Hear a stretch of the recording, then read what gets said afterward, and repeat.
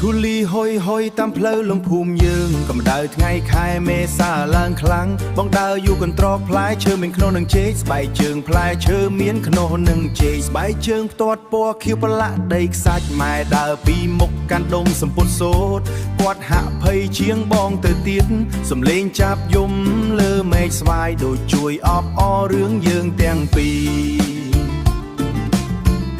ឆ្នាំថ្មីនេះបងចូលមកស្ដីចង្វាក់រំវងជួយធ្វើជាបន្តបងមិនមានមាសប្រាំងវាលៀនមានតែចិត្តស្មោះនិងកម្លាំងឲ្យធ្វើស្រែរកបងចូលស្ដីសូមមេបាលើកដៃ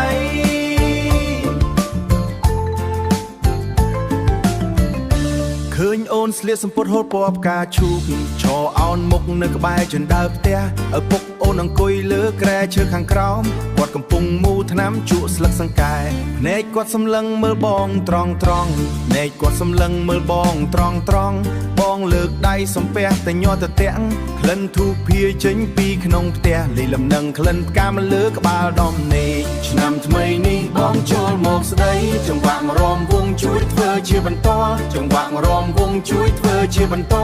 បងមិនមានមាសប្រាំងវាលៀនមានតែចិត្តស្មោះនិងកម្លាំងឲ្យធ្វើស្រែរំបងចូលស្ដី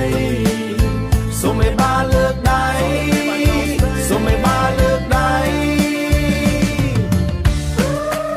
តើយើងរំលេងសប្បាយចាស់ទុំចាប់ផ្ដើមជជែកពីពិធីនិយាយរឿងថ្លៃទឹកដោះនិងថ្ងៃសេរីបងលួចមើលមុខអូនបន្តិចឃើញអូនញញឹមបិទមាត់មិនចិត្តក្នុងរង្វង់រំវងនៅមុខវត្តយើងនឹងកាន់ដៃគ្នាជាគូអនាគតព្រះអាទិត្យរៀបលិចពីក្រោយដើមត្នោតទឹកស្លាត្រូវបានចាស់ទុំទទួលយកគ្មានពាក្យសន្យាអាកាសឬផ្កាយមានតែការងារស្រែដែលរងចាំយើងបងនឹងទិញក្រមៀថ្មីឲ្យអូនជូតញើសពេលយើងប្រមូលផលស្រូវវស្សាឆ្នាំក្រោយកូនក្មេងរត់លេងដេញគ្នាក្នុងភូមិសំលេងសើចសប្បាយលាន់ឮពេញវាលចូលឆ្នាំថ្មីសេរីសួស្ដីបងនឹងអូនសួស្ដីឆ្នាំថ្មី